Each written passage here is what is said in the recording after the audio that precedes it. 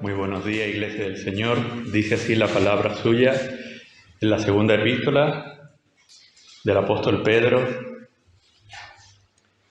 Cuando os dimos a conocer el poder y la venida de nuestro Señor Jesucristo, no lo hicimos siguiendo fábulas artificiosas, sino como testigos oculares de su majestad.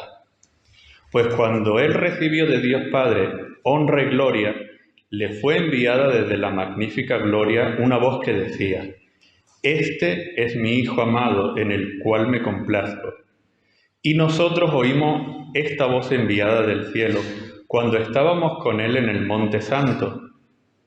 Tenemos también la palabra profética más segura, a la cual hacéis bien en estar atentos como una antorcha que alumbra el lugar oscuro, hasta que despunte el día y el lucero de la mañana amanezca en vuestros corazones.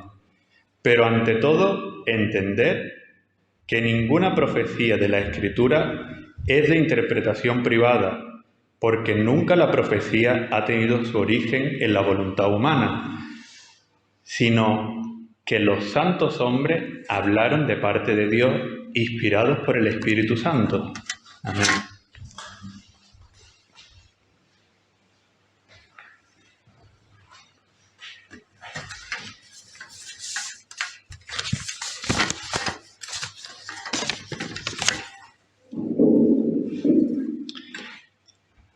Para cuando se escribió esta epístola, ya existían, se habían formado ya esos grupos gnósticos, o al menos un incipiente gnosticismo, que para que nadie se despiste, aunque ya lo digo, lo suelo decir siempre que hablo de los gnósticos, lo digo, que una cosa es ser agnóstico, que es como indiferente, ¿no?, a la creencia, que no afirma ni niega, pues yo no sé si creo o no creo, si hay un Dios, ¿no? Y otra cosa es ser gnóstico, con una G delante, gnóstico. Y gnóstico es una palabra que viene de gnosis, que es conocimiento. Pues los gnósticos, en los primeros siglos del cristianismo, creían que la salvación no venía de la gracia de Dios acogida por la fe, sino que venía por un conocimiento especial y secreto que solamente los iniciados en el grupo, especialmente los que llevan más tiempo, pues logran alcanzar ese conocimiento, ¿no? Ellos tenían mucha influencia de la filosofía de Platón, el platonismo, entre las cuales características es que se piensa, como algunas veces lo hemos comentado, que el cuerpo es la cárcel del alma. El cuerpo es malo y el alma es buena, y el alma es lo que se preserva, mientras que el cuerpo no. Y también piensan, con este mismo tipo de lógica, que la materia, cualquier cosa de materia, es malo, pero malo. Entonces, algunos de ellos incluso consideraban que no era posible que Jesús, o sea, el Logos de Dios, haya venido en carne humana. Sino que Jesús sería a lo mejor una especie de fantasma o sería otra cosa, pero no. Una apariencia humana, pero no. Bueno, y todo por la lógica de que el cuerpo es malo, ¿no? La materia es mala.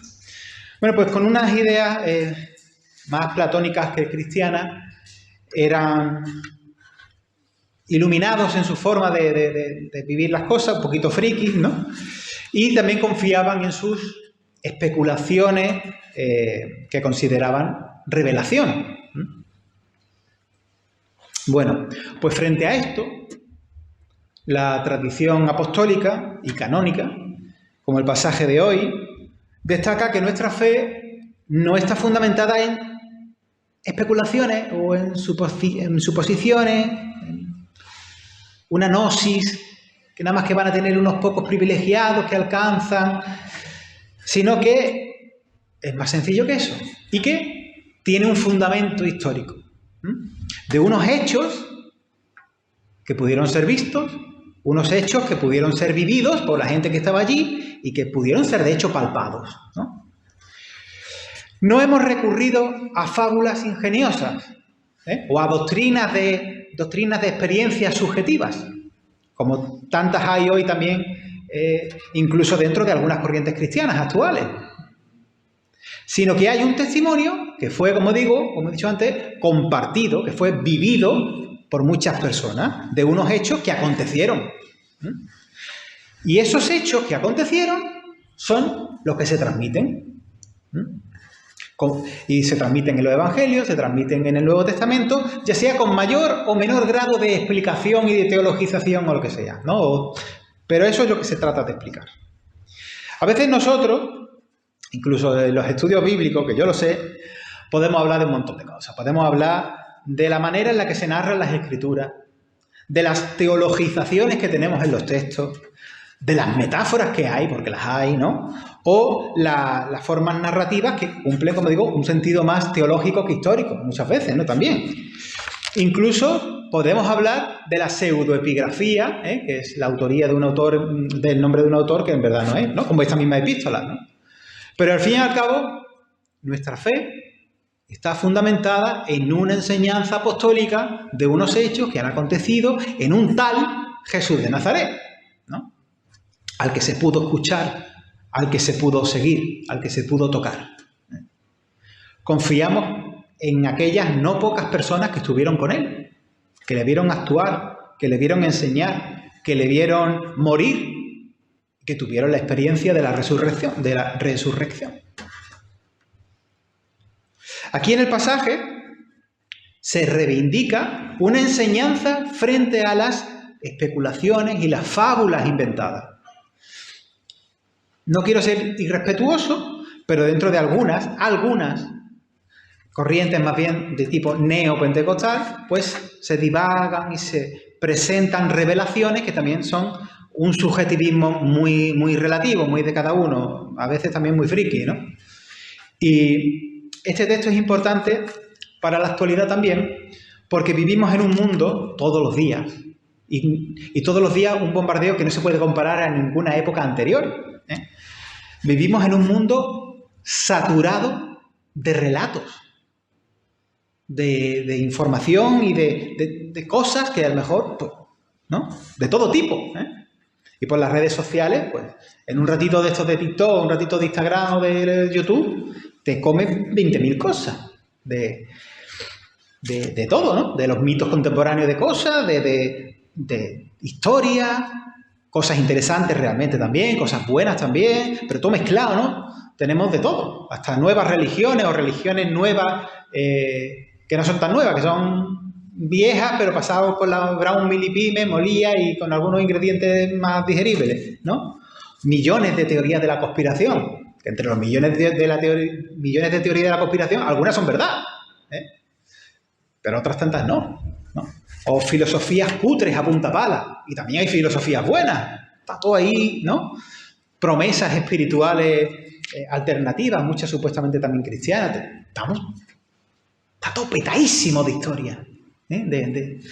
de narrativas, de relatos. Pero aquí se nos advierte, y sobre todo en la materia que nos interesa, no os hemos dado a conocer el poder y la venida de nuestro Señor Jesucristo siguiendo fábulas artificiosas, como las que te ofrecen por ahí. No os estamos vendiendo una paranoia religiosa con el marketing de un lenguaje atractivo. No es una espiritualidad efímera o que no se fundamenta en nada, sino que uno me dijo, uno pensó, uno ideó. Ojo, yo no estoy hablando de, porque yo sé que hay todo un debate con el tema de la fe, la razón y tal, pero no estamos hablando de demostrar que hay un Dios empleando la razón y si eso se puede hacer o no, como por ejemplo las vías tomistas, no sé si las conocéis, que son muy interesantes, pero siempre hay un debate, ¿no? Es decir, desde nosotros podemos razonar que hay un Dios. Unos dicen que sí, otros dicen que sí, pero limitadamente, en fin. Estamos hablando de algo más sencillo, de algo más básico, de unos hechos, como digo, que fueron vistos, que fueron compartidos y que esto es lo que se ha ido enseñando y es lo que se ha de enseñar, ¿no? Por tanto, si en la vida aparecen momentos en los que la duda que acompaña a la fe, porque la duda acompaña a la fe, y esa duda algunas veces parece envalentonarse en momentos complicados para nosotros y nos hace cuestionar cosas que yo no veo mal que nos cuestionemos las cosas. Pero si la duda alguna vez parece más fuerte o nos zarandea o lo que sea, y llegan esos momentos críticos en los que nos queda es depender de la cuerdecita de fe, del hilito de la fe que nos sostiene en esa noche oscura del alma. Pues recuerda que, evidentemente, lo que tú tienes ahí es fe. No es otra cosa, es fe. Pero que depende de un testimonio, no de una teoría sobre Dios, ni de suposiciones, sino del testimonio de aquellos hechos, de aquello que ocurrió.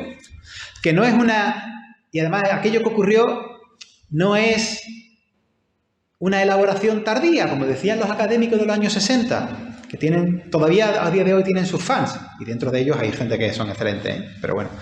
Sino un testimonio apostólico que nace de aquella presencia real, con un Jesús real, de carne y hueso, y como digo, hoy en día se constata que lo que se dice de él no es tan tardío como se había imaginado, sino que es muy inmediato, ¿no?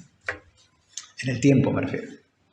Algunos teólogos, como Karl Barth, precisamente de esa época, un poquito antes, pero bueno, hacen hincapié en que la revelación no son conceptos humanos nuestros que ascienden a lo divino, sino, imagínate el cachondeo que puede haber ahí. Es al revés. Es el acto libre de Dios que desciende hacia nosotros, y lo ha hecho en la historia, y lo ha hecho en la materia, en el cuerpo, por mucho que no le guste a los gnósticos. Lo ha hecho en la realidad humana de Jesús de Nazaret. Aquellos que estuvieron con él testificaron, ¿no? Nosotros vimos, nosotros oímos, nosotros fuimos alcanzados, nosotros le seguimos. Nuestra fe no es una construcción psicológica para calmar el miedo a la muerte por medio de especulaciones anestesiantes. Es la descripción de que Dios ha irrumpido en Cristo. Y vuelvo a decir, porque no es otra cosa, y lo han visto, y han dado testimonio. Y nosotros, sí, ha pasado el tiempo, pero nosotros lo hemos creído en esa cadena, ¿no? Nosotros tenemos otro tipo de experiencia con el resucitado, ¿no? Nuestra experiencia de fe, nuestra experiencia en el Espíritu Santo, pero no es la experiencia de los que estuvieron allí. Por eso se dice, ¿no? Bienaventurados, ¿no? Los que creyeron sin haber visto, ¿no? Es esa manera de señalarnos a nosotros. Y al mismo tiempo, la experiencia nuestra, que me parece importante y que de hecho es incluso en la tradición metodista, es uno de los 4 pilares. Pero la experiencia no nos basta por sí sola, por muy importante que es, claro, que desde luego que es importante. Pero hasta las experiencias, luego cuando ya no la estás viviendo, se va desvaneciendo. Por ejemplo, antes hemos leído lo de la transfiguración, el texto de la transfiguración. Sea esto como fuese o tal. Aquellos discípulos bajaron del monte cuando aquella gloria se apagó. Como yo digo muchas veces, cuando la burbuja ya se explotó, ¿no? Cuando la voz divina se terminó. Y bajaron de la montaña. Y el mundo siguió como es el mundo. Igual de duro que en nuestros días. Y eso también es lo que nos pasa a nosotros con esos cultos que a lo mejor son especiales, esos cultos que tú dices, pues Dios nos ha regalado un algo aquí, ¿no? Dios nos ha regalado hoy su presencia de un modo muy distinto. Y tú dices, en ese culto tú dices, yo no dudo de si hay un Dios o no lo hay, porque lo he experimentado tan intensamente que, sí, pero luego se termina el culto, a lo mejor te dura un poquito esa... y luego vuelves a la realidad de la vida en donde te encuentras lo que te encuentras, O esos campamentos, ¿no? O esos otros tipos de encuentros, donde a lo mejor a Dios le place que tú experimentes intensamente su presencia, por lo que sea. Pero luego te toca el día a día, donde la realidad es fría, como el día de hoy. Y donde no se experimenta tangiblemente su presencia. Se experimenta de otra manera. O está y no se experimenta. No te voy a engañar. Por eso se nos habla aquí, ahora, de la palabra profética más segura, como una piedra de toque, que ahí queda frente al subjetivismo y las supuestas revelaciones actuales, que uno pueda decir tener y las tenga a lo mejor, yo no sé, yo ahí no me voy a meter. Lo que se dice es que esta palabra es como una antorcha. La palabra ha sido revelada en Cristo. Él es el Logos, palabra. Pero de esta palabra revelada dan testimonio las Escrituras, que es el medio que tenemos nosotros para conocer más de Cristo sin caer en suposiciones relativistas o misticismos gnósticos o en otras cosas. Porque si no, yo podría venir aquí cada domingo y montarme aquí mi discurso de lo que a mí me parece. Además te habrás dado cuenta, porque además tenemos algunos ejemplos en Málaga, ¿no?, de que las actitudes espiritualoides, ¿no?, las contemporáneas de religiosidades fundamentadas en el aire. Yo he estado en sermones donde el sermón ha consistido en lo que ha soñado el predicador la noche anterior. Oye, que me parece muy bien. Si Dios te ha dado una enseñanza por medio de un sueño, estupendo. Pero eso es algo tuyo subjetivo, que lo puedes compartir en el tiempo de compartir, que lo puedes... Pero no puedo fundamentar mi fe, ni mi experiencia, mis convicciones en eso.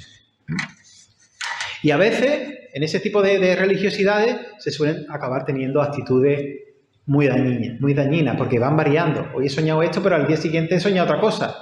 Y a veces... Y suelen venir acompañadas de un liderazgo autoritario, ¿verdad? Del supuesto líder que es el que tiene más ese tipo de revelaciones o ese tipo de cosas, ¿no? Y una serie luego de demandas y de prácticas que terminan haciendo polvo a la gente y que no tienen nada que ver con el Jesús liberador de los evangelios. No es que yo esté haciendo la descripción, pero muchas veces son así. Lámpara es a mis pies tu palabra. Bueno, lo conocemos todos. Pues vuelve a aparecer aquí en este texto. Es claridad que ilumina el camino. Claridad con cierto fundamento. Versículo 19. Hacéis bien en estar atentos a ella, a la palabra, como a una lámpara que alumbra en lugar oscuro, hasta que el día esclarezca y el lucero de la mañana salga en vuestros corazones. La metáfora de la lámpara que alumbra en lugar oscuro no usa la metáfora del sol para decirnos esta palabra es la luz del sol. No, esta palabra es una lámpara. Esa luz del sol, ese lucero de la mañana, llega después, vendrá después.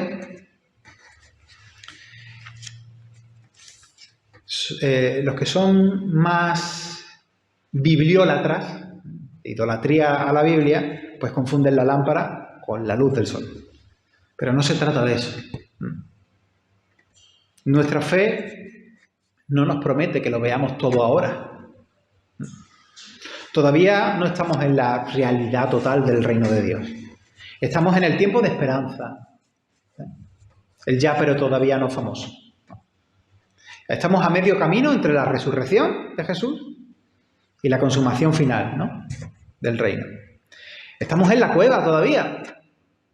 Estamos en la cueva de la existencia, pero con la lámpara. Estamos todavía en tiempo de penumbras y de penurias, en el que necesitamos claridad para nuestro camino existencial. Y quedan muchas preguntas, y quedan muchas dudas, muchas incógnitas en el camino. Pero con la guía del Espíritu, no de elucubraciones personales, subjetivistas, la palabra de la que dan testimonio las Escrituras, repito, la palabra de la que dan testimonio las Escrituras, es suficiente para alumbrarnos en la oscuridad. Queremos certezas totales y absolutas, y sin embargo lo que tenemos es la luz suficiente para dar el siguiente pasito. Y luego el otro, y luego el otro. Y a veces hay situaciones muy oscuras y muy duras. Porque la fe no elimina el riesgo. Algunas veces nos venden la moto como que sí, pero no. Más bien lo atraviesa o permea o no sé. Y es confianza para caminar en medio de la niebla. Lo que tenemos nosotros son las luces antinieblas. Las luces antinieblas que van alumbrando el paso, pero que no te alumbran el camino entero. Eso es lo que tenemos nosotros. Con la Escritura me refiero.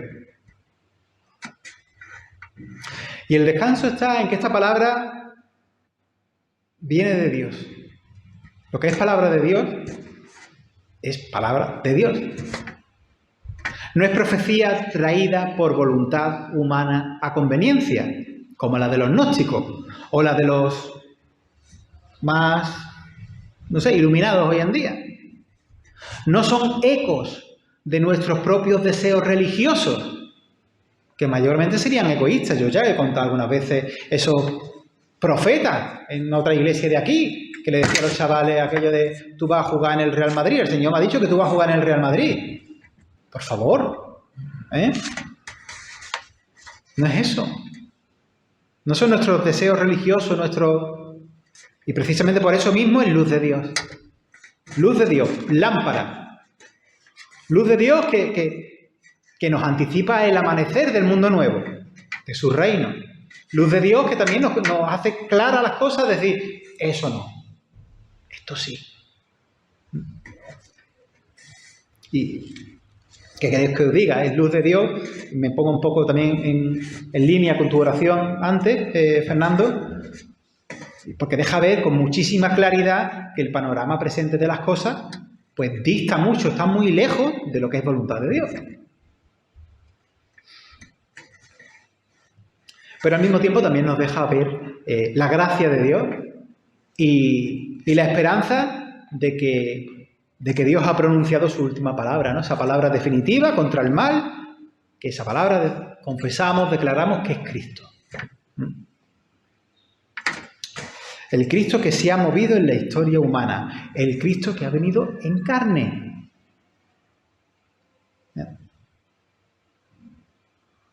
De hecho, ahora vamos a participar de la Santa Cena, que es materia también, ¿no? Que nos los ha dejado como signo y sello, ¿no? De su presencia entre nosotros, de su querer estar con nosotros, de invitarnos a tomar parte con Él.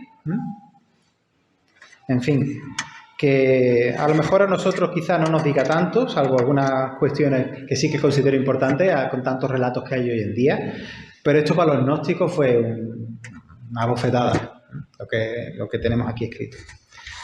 Muy bien, pues a Él sea la gloria.